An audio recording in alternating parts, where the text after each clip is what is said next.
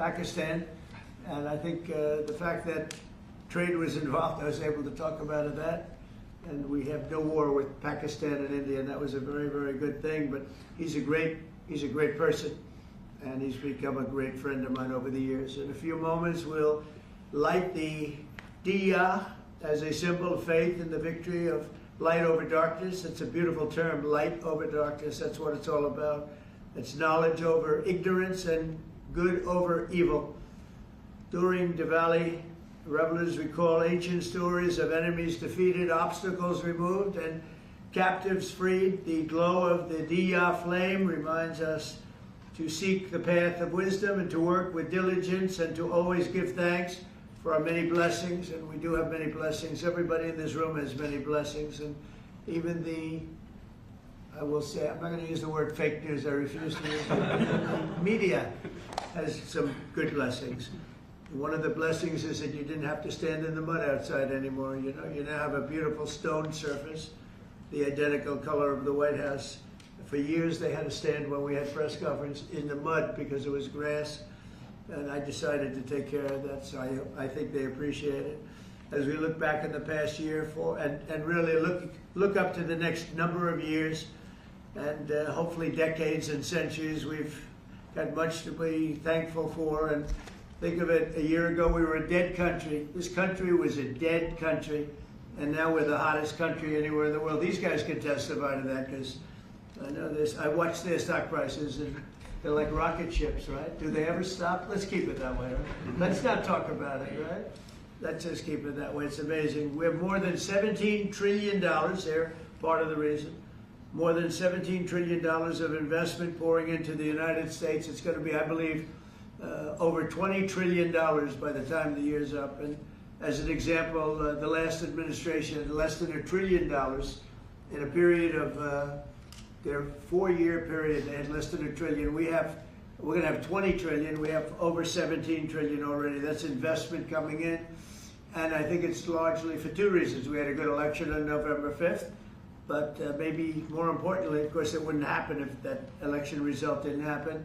I think much more importantly, we have tariffs that you build in the United States, you don't have a tariff to pay. You build outside and you have to pay a tariff. And we're taking in money at a level that no other country has ever seen. There's never been a country, I don't think, fellas, you agree with that? There's never been a country with an investment in less than a year, actually to be exact, less than 9 months, of $17 trillion, right? And I know you're all participating, aren't you, huh?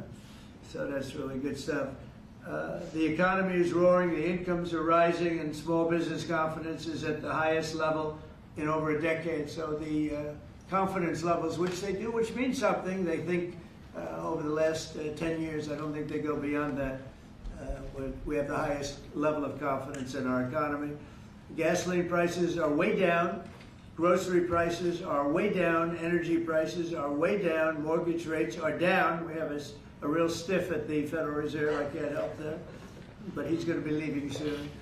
And inflation has been defeated. But even though his rates are too high, the economy has been amazing. Our border is secure, totally secure. We had nobody in the last 4 months coming through illegally, which is actually hard to believe because, you know, they give me those numbers, but essentially it would be just about nobody. They actually say zero. That's actually hard to believe you have zero when you had millions pouring across a year and a half ago, 2 years ago, but we have it down to practically nobody. And they are coming in, but they're coming in legally. And we're forging peace all over the world. We're putting America first. We're getting everybody to sort of get along. And I just got a call from the Middle East. We're doing very well there. We have many, many countries, as you know, signed on to peace in the Middle East, and nobody thought they'd ever see that happening. The Hamas situation, where they're pretty violent people, I would say, that we could put that out in 2 minutes. We're giving them a chance. You know, they agreed that they'd be very good, very straight. They wouldn't be killing people, and they have killed people. That wasn't the deal we made, but if they don't honor the deal, they'll be taken care of very quickly, but I'd rather not have to do that. But we have total peace in the Middle East. We have levels of friendship with everybody, and every countries that hated each other now love each other. Nobody ever saw anything like it. I think you guys are pretty surprised over here, right? You're surprised, but a lot of people are surprised. Are you guys surprised? Peace in the Middle East. You've been hearing about it for as long as you've been alive, and it's been a lot longer than that. You're still pretty young, but we have peace in the Middle East, and so as we light the diya, we look forward to a new year and a greater peace and a greater everything for all of us. And we want tremendous success, tremendous health. We're doing a lot of things in the world of health, and the autism situation is just crazy when you think of it. And you go back 20 years, it was 1 in 20,000, and now it's 1 in 12. Is that hard to believe? When I hear that number, it's not even believable. And we think we're onto it. Bobby is doing a great job, and Dr. Oz, all of them, they're really working hard. Nobody's ever seen anything like that. And it's been a very important factor for me. I just say you gotta focus on that. We think we have a lot of the answers. We've announced a lot of the answers actually, but we're looking at many things. We've made tremendous progress, and maybe the thing we've done the best on is prices for our drugs. We have favored nations now, where other nations, as you know, were paying a small fraction of what we were paying. And this was, for many, many years, this was happening. This was set up 30 years ago, where we were paying 10 times more, 12 times more, 5 times more, always tremendous numbers more. And I said, we're not doing that anymore.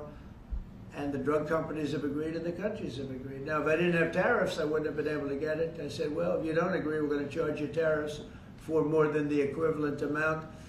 And amazingly, everybody agreed. So our drug prices are going to be coming down 100%, 200%, 300, 400, 500% in some cases. A bill that cost $10 in London would cost $120 in, think of it, $120 in New York, or any place in this country. A drug that cost $86 in Berlin cost $1,300 in New York and throughout the United States. So we're not doing that anymore. So we're just not doing it anymore. So I just want to, and I think that's going to be huge for our anything, Medicaid, Medicare, Social Security, anything having to do with health, because the drug prices are going to be coming down. And I tell the story of my last administration, my 4th year. I was so honored because I brought drug prices down. The first time in 28 years, prices were brought down by a certain amount. I'll tell you what the amount was in a second, but by a certain amount. And so at the beginning of the year to the end of the year, I actually brought them down. First time in 28 years that happened. And the number was 1/8 of 1%. That's all I said. But I was proud because first time it ever happened. And now I'm bringing prices down 600%, 700%, 900%, 200%. So I can't believe I actually had a news conference to celebrate 1/8 and 1/4 of 1%. But that was, you learned, right? So we're doing, and you guys know more about favored nations than anybody. So we're going favored nations, we're demanding it, and we've got it. And as you know, we had Pfizer, we had the big companies, they were all agreed or close to agreeing, but the countries have agreed to. Actually, the countries would be generally more difficult. If we didn't have the power of tariffs, they wouldn't have agreed. They would have said, nope, you got to pay 10 times more than we're paying. We were paying 10 and 12 times more than other countries for the exact same pill made in the exact same lab or factory. So it's an amazing thing. I think it's an absolute game changer. Nobody's ever even heard of a thing like that. And you'll see the results over the next year, year and a half, and I think it's great. So I'd like to ask a person who's really been fantastic. We'll ask a few of the people to say a few words. You're on international television, so don't get nervous. Cash, would you say a few words, please? You've done a fantastic job. Well, thank you, Mr. President. It's an honor to be a first-generation Indian American whose parents lawfully immigrated to this country. And under your leadership, so many more millions of Americans are living that dream. And to celebrate it here in the Oval Office on Diwali, which you said rightfully so, is a triumph of good over evil. It's just an incredible honor. It's incredibly humbling. Indian Americans around the world and Indians around the world are thrilled that you are such a profound leader in sharing this diversity with the world, and we can't thank you enough, and happy Diwali. Great. Well, thank you, and congratulations on everything. And how about a great company, IBM? He's taken this company from, it was a little troubled, as I remember, a few years ago, like 10 years ago, to being one of the hottest companies anywhere in the world. Arvind, could you say a few words? Thank you, Mr. President. In the spirit of Diwali, we should also acknowledge all that the President and the administration is doing to really boost technology, innovation, and that leading to economic growth. I want to point out, people forget often how much public and private partnerships in the United States have mattered to boost technology. You look at semiconductors, you look at space, you look at the internet, mobile, and hopefully quantum down the road. So, Mr. President, I'd like to thank you for all that you're doing to boost our technology leadership. Well, you've done amazingly, and I just think it's incredible. I know exactly what you've been through, because it was a troubled company until you came along, and you made it very untroubled. You made it a rocket ship, so I congratulate you. Thank you, Arvind, very much. We have a very, very great company, Adobe, and Shanta, could you say maybe a few words, please? Sure. Thank you, Mr. President. And first, it's such an honor, to be here in the Oval Office and to celebrate Diwali, which for all of us growing up, as you pointed out, was, the victory over triumph over evil, light over darkness. I think what you're doing, Mr. President, to have peace and prosperity and investment in this country is just amazing. And as a company, I think hopefully everybody here is using Photoshop in order to, take all these pictures. But I would really like to thank you for your leadership, and we will continue to invest in the U.S. to make sure that we continue to drive innovation. And your investment's been very large. So how much have you invested, and do you plan to invest in the U.S.? As far as our investment is concerned, it's all intellectual property, it's people, so we make everything here, so that's the software. That's good. And so we're a $20 billion revenue company now. We're one of the largest software companies in the world, and headquarters is Silicon Valley. So thank you, Mr. President. Fantastic job. How much are you investing, IBM? $150 billion over the next 5 years. 150 billion, that's good. Micron's doing pretty good. How's Micron doing? Okay, pretty good. Mr. President, really a great honor to be here today celebrating Diwali with these excellent peers of ours from the tech industry. And Diwali stands for light, hope, renewal. And the United States is a light to the rest of the world. And particularly on the renewal piece, I just want to really applaud you and your team in terms of bringing Renaissance's semiconductor manufacturing here to the U.S. So Micron is investing $200 billion, $200 billion in leading edge memory manufacturing, and in the course of next few years, we'll have 40% of our manufacturing here in the U.S. And this will add, over the course of years, 90,000 jobs and $1.5 trillion impact to the economy. So we are very thankful to the support that we get from your team and Mr. President, from you, in terms of bringing memory here to the U.S. And memory is key with AI today, right? Yeah. You always talk about memory. I have a good memory. But those machines have a better memory, right? No matter what you do. Absolutely. That's fantastic, really fantastic. Nikesh, Palo Alto is a hot one. And tell me about that. Go ahead, please. Mr. President, thank you for having me here, and it's a pleasure and honor Great to be able honor. to celebrate Diwali with you. As my colleagues have said, this is a triumph of good over evil and prosperity, and what you've done in the last 9 months in terms of making the United States one of the most business-friendly administrations, and you're allowing us all an opportunity to invest, not just in technology, but in our people. It's just amazing. We are now the largest cybersecurity company in the world, and we just recently, that's good. recently spent $25 billion in sourcing technology. So all cyber security is made in the United States, because we believe that the next bastion in the world is going to be a cyber war, and we just want to make sure we are prepared as a country, and we make sure all of our companies and our critical infrastructure. Fantastic job. It's amazing what you've done. And all of these people, to me, they mean two things: big investment, but the big investment I like because of jobs. It's a tremendous number of jobs that they've produced. Would you say a couple of things about your great company, please? Thank you, Mr. President. I'm with Stone Point Capital, private equity, which I'm sure you know, and Yep. we just raised a new $11.5 billion fund, and we obviously invest very heavily in financial services technology, and so it's actually an honor to be here in the Oval Office with you, and as a fellow Winkwood member too, I've always it's always a pleasure to be with you, and I got to tell you, you're the best president that I've ever seen, and we're so proud of you. Thank you very much. I'm glad I asked him to say that. Would you like to say something about the great job you're doing? Right here? Anybody back here? These are all incredible people that everybody looks, in the business world, everybody looks up to. Please, go ahead. Would you like to say something? Thank you for your Go ahead, leadership. please. Thank you for your leadership. I love this. I didn't ask him. I'm running a tech business for Thank you. 21 years. We build products on AI and machine learning. Thank you, Mr. President. And it's going great, right? Yes. Good. How about over here? We have some very unshy people. Harmeet, how about saying a few words? Well, thank you, Mr. President. It's a tremendous honor to have supported you 3 times and been part of your administration. And on this day of Diwali, I say on behalf of the United States Department of Justice that the message of the triumph of good over evil and knowledge over ignorance and justice over injustice is something that your administration is personifying, and it's a tremendous honor to be part of it, and thank you very much for including us here today. Good, and you're at the DOJ and doing a fantastic job. Thank you, sir. That's great. She's doing a good job, Cash, right? And Tulsi, we know, is doing a good job. What do you think, Tulsi? Yes, sir. Thank you very much.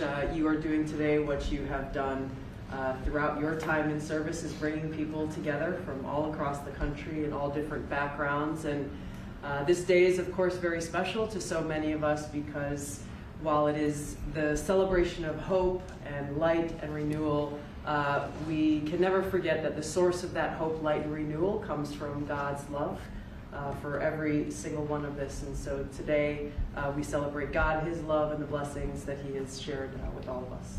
Oh, fantastic. Thank you all very much. Anybody like to say anything? Or would you like to say something, please?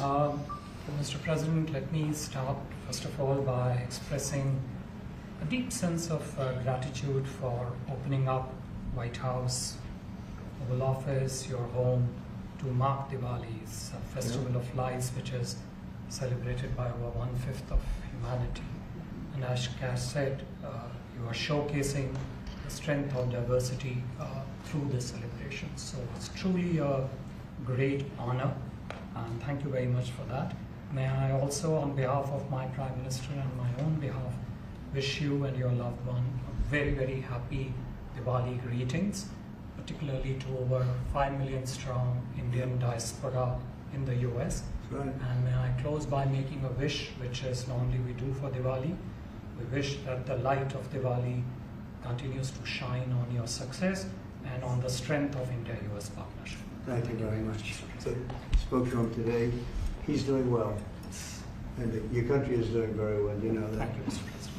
So we're supposed to light something, but I thought maybe because he's had such an outstanding year, I'm going to ask Arvind to maybe do the honors. Can you handle it for me, Arvind? I think you might do a better job than me.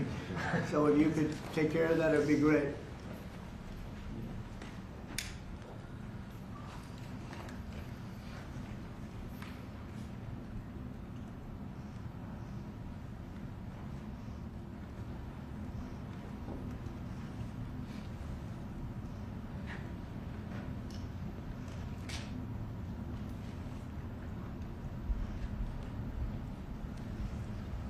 He's done a good job. I didn't know you were supposed to do that. I'm glad I asked him to do it.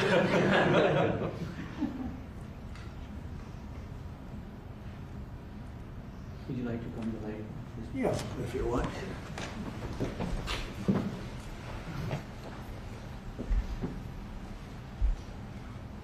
Okay.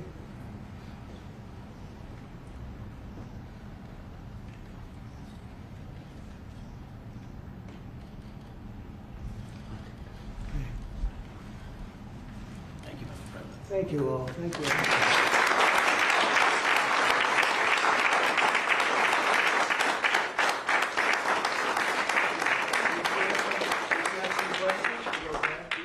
Mr. President, the meeting with Vladimir Vladimir Putin is canceled or put on hold. Do you know what happened there, and does that affect your decision whether or not to send tomahawks to Ukraine? No, I don't want to have a wasted meeting. I don't want to have a waste of time, so I'll see what happens. But we did all of these great deals, great peace deals. They're all peace deals. They're agreements, solid agreements, every one of them. But this one, and I said, go to the line of battle, the battlefield lines, and you pull back and you go home, and everybody take some time off, because you got two countries that are killing each other. You got two countries that are losing 5,000 to 7,000 soldiers a week.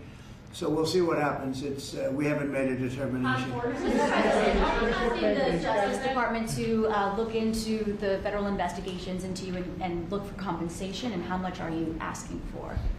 Who's asking for what? Are you asking the Justice Department to pay Whose you compensation for Whose compensation? your federal investigations into you? Are you asking them to pay compensation, and how much? Into me? I don't get any compensation. I do it for nothing. I gave up my salary. Into me? No, it's going to be the Justice Department. Are you asking them to pay you compensation for the federal investigations that happened to you? And how much are you asking well, for? I guess they probably owe me a lot of money for that. Probably, yeah, that's true. That's very interesting. No, I get no salary. I gave up my salary. It's a good salary. Not as much as these guys make, but that's okay.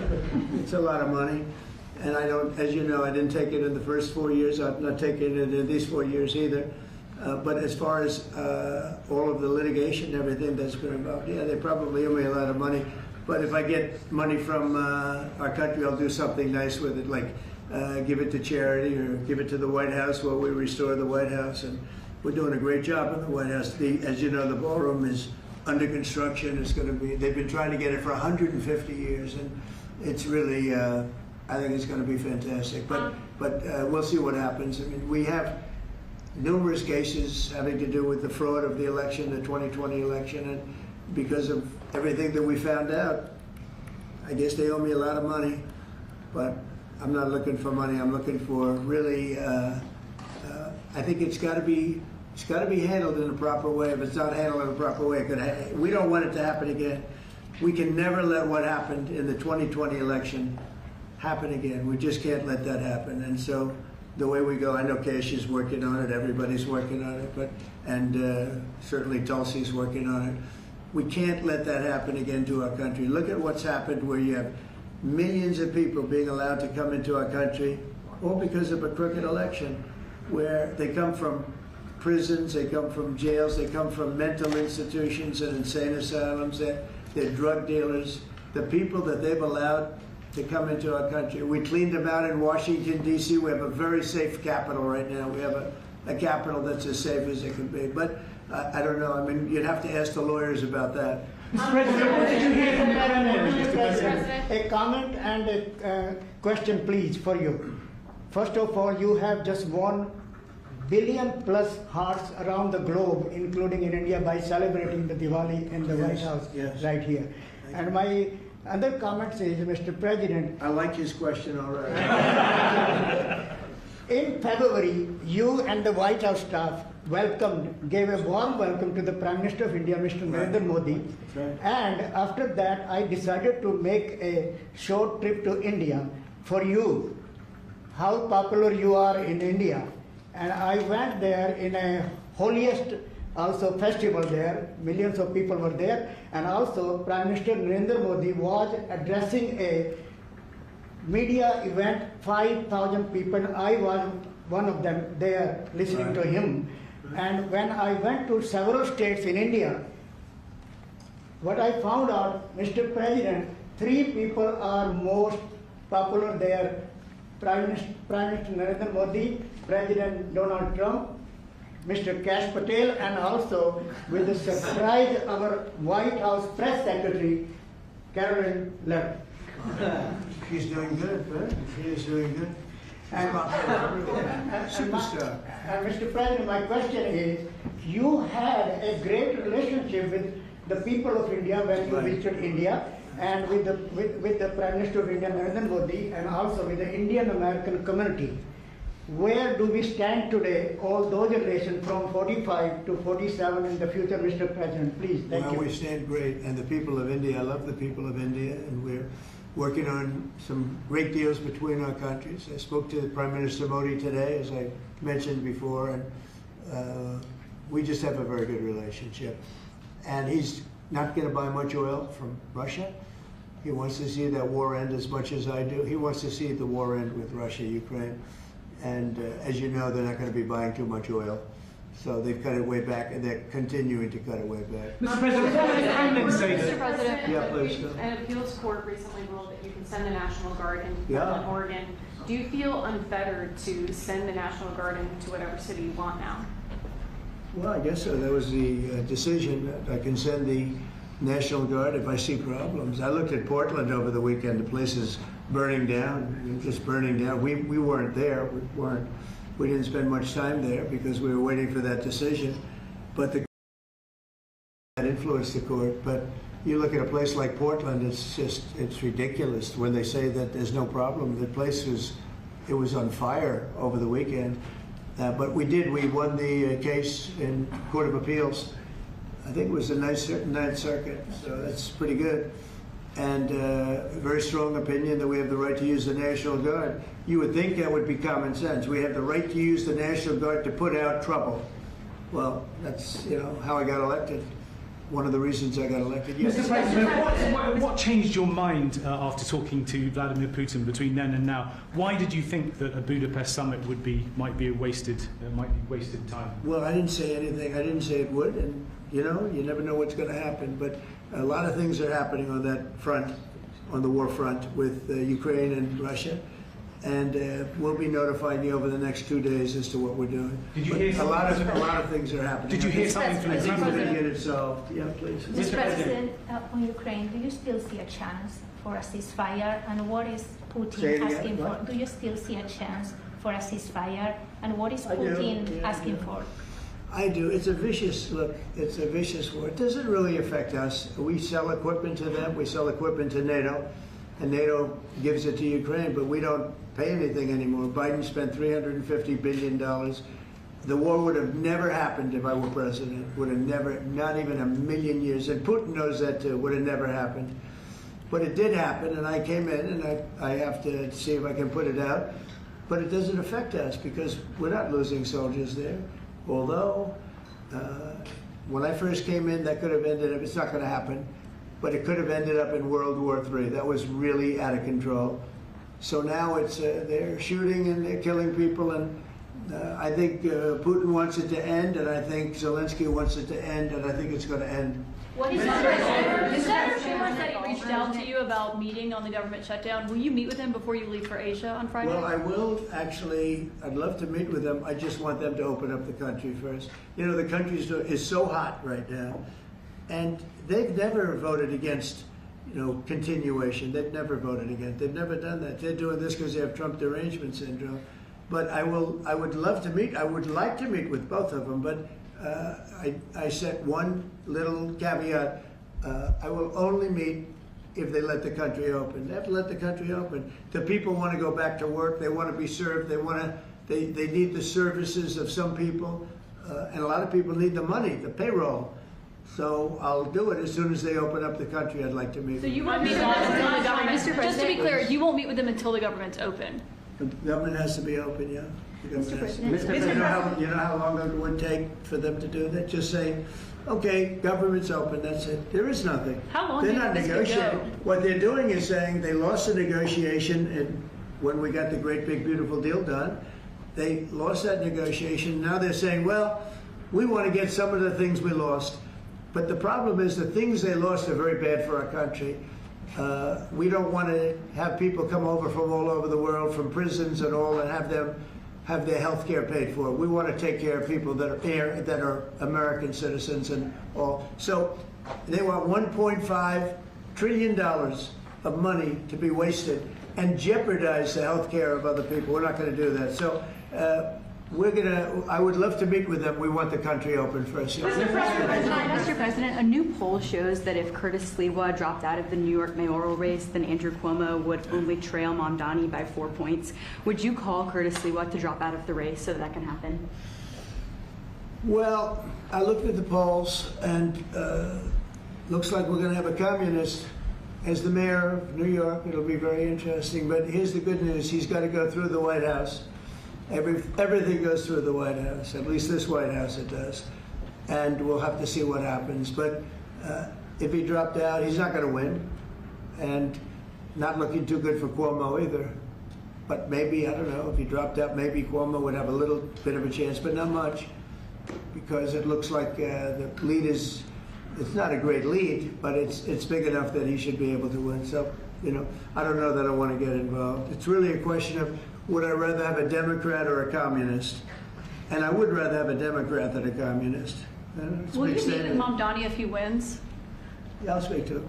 Mr. President, I have an obligation to speak to him, but I love New York. I've always loved New York. I just can't believe a thing like this is happening. I left New York, and we had a mayor, de Blasio, who was a disaster, but when I left, it was sort of before he could really take hold. And boy, New York was a hot city, and now it's sad to see what's happening, frankly. And with the communists in charge, look, you just go back 1,000 years. I mean, it's been done many times, 1,000 years. It's never worked once, so it's not going to work now either. Mr. President, you're building your ballroom right now. They're also building the Obama Presidential Library. I'm wondering if you've He seen. needs help. Have you seen pictures of the architecture and Yeah, what do you I think did. of it? It's not too pretty. No, but it's closed. It's stopped. They ran out of money. I mean, he's building a library / museum. You know, you call it some museum, and usually they call it library and museum. That's the official name. And they're stuck. And he wanted only women and DEI to build it. Well, that's what they got. And the construction workers are standing out there and saying, we want to be able to build it. You know, I built a great building in Chicago, as you know, a big, beautiful building, one of the tallest buildings in the country. And we got it built very quickly, very well. And we used the construction workers of Chicago. They're great workers. They're great construction people. And I suggested he get them involved, but they're hundreds of millions of dollars over budget, and I think it stopped. I'm reading these terrible stories, but that's the way our country was run under President Obama too. Nobody knew it. Mr. President. Thank you, Mr. President. Russia remains China's top crude oil supplier in September. Are you considering tariffs on China? Well, I mean, you read the same papers as I do, but I don't have to read the papers because I'm the one. Right now, as of November 1st, China will have about 155% tariff put on it. And I don't think it's sustainable for them, so I want to be nice to China. But China's been very rough with us over the years because we had presidents that weren't smart from a business standpoint. Some were good politicians, some weren't even good politicians, but they allowed China to take advantage of us and every other country to take advantage of us. If you see, I made a deal with the European Union. I made a deal with Japan, with South Korea. Made a lot of these deals that are great deals, and I was able to do it. It's really national security. I was able to do it because of tariffs. And we're getting hundreds of billions, even trillions of dollars paid into the United States. We're a very rich country again. We'll start paying off debt. We'll do a lot of things. We'll probably make a distribution out of some of the tariff money. I think we're going to make a distribution over the next fairly short period of time to the people because we took in so much money from the tariffs. Just European Union, $650 billion. Japan, $550 billion. South Korea, $350 billion. That's even a lot of money for you guys, right? That's not bad, right? But no, we're taking in a lot of money, and it keeps people like this here because that's why they're coming in. I mean, you wouldn't be, I mean, I'm not going to speak for you, but generally they won't be coming in if it weren't for tariffs. They come in here and they don't have to pay any tariff. If they do it outside, they pay a lot of money, a lot of tariffs. The money comes to us. And in order not to pay the tariff, they come and they build here. That's why we have more plants under construction than we've ever had in the history of our country. And you wouldn't think it's complicated, but you would have thought somebody would have done this a long time ago, sitting in this beautiful seat behind what's called the Resolute desk. You know that, right? This is a very famous. This is even more famous than any of your desks. But your desks are very good. I'll follow up on her question to you, because the New York Times is reporting that your legal team is seeking $230 million from your own Justice Department now in response to the investigations into you. Is that something you want your legal team to do? I don't know what the numbers are. I don't even talk to them about it. All I know is that they would owe me a lot of money, but I'm not looking for money. I'd give it to charity or something. I would give it to charity, any money. But look, what they did, they rigged the election. And as you know, we had, in one case, 60 Minutes had to pay us a lot of money. George Slobodanopoulos had to pay us a lot of money, and they already paid. You know, they paid me a lot of money because what they did was wrong. And, you know, when somebody does what's wrong. Now, with the country, it's interesting because I'm the one that makes the decision, right? And, you know, that decision would have to go across my desk. And it's awfully strange to make a decision where I'm paying myself. In other words, did you ever have one of those cases where you have to decide how much you're paying yourself in damages? But I was damaged very greatly, and any money that I would get, I would give to charity. Thank you,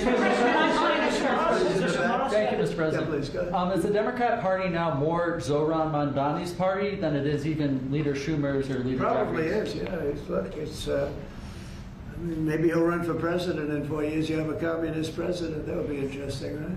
I don't see it happening, you know. I've always said you will never see, and I always talked about socialism, and you will never see a socialist so-and-so.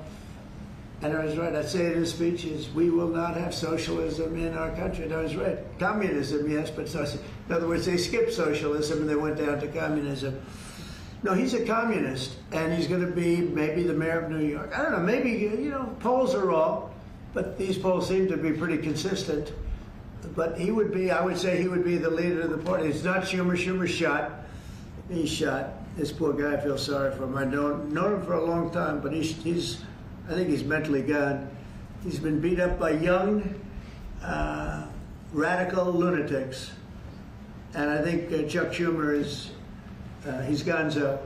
I really do. I think he's probably not going to run. It shows that he's losing in every poll. Now, this is hard. You know, he wants to meet with me. It's sort of hard to meet with a guy after I make a statement like that, but I'm just giving the facts. I think Chuck is probably finished.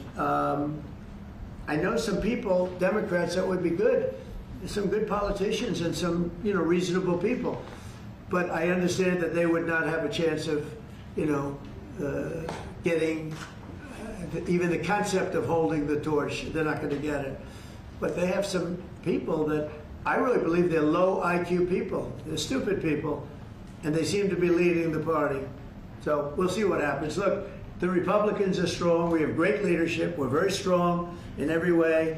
And we're going to keep it that way. But we are really a strong party. You know, our party's grown magnificently. We've gotten away. Look at all the union votes I got. Nobody thought that was ever possible. Look at the election where I won popular. I won everything. I won all 7 swing states. If you win 3 or 4 swing states, you're doing great. I won all 7 by a lot. And I think the best thing when you look at districts, 2,700 versus 525. That's big. That's why the map shows all red. So we won in a tremendous landslide, and that's because people like our policy. I guess they like me, but they like my policies. Strong borders, good education, low taxes. You know, in the great big beautiful bill, we got the biggest tax cut in history. Not only no tax on tips, no tax on Social Security, no tax on overtime, we got the biggest tax cut in the history of our country in the bill that we just approved. And I think people see that and they like it, and that's why we're doing well, but they are not. They do not have leadership. Thank you very much, everybody. Thank you, Press. Thank you very much. Thank you, Press. Thank you, guys. Let's wrap up. Thank you, Peter. Great question. Thank you, guys. Keep moving. Thank you. Thank you. Surprise.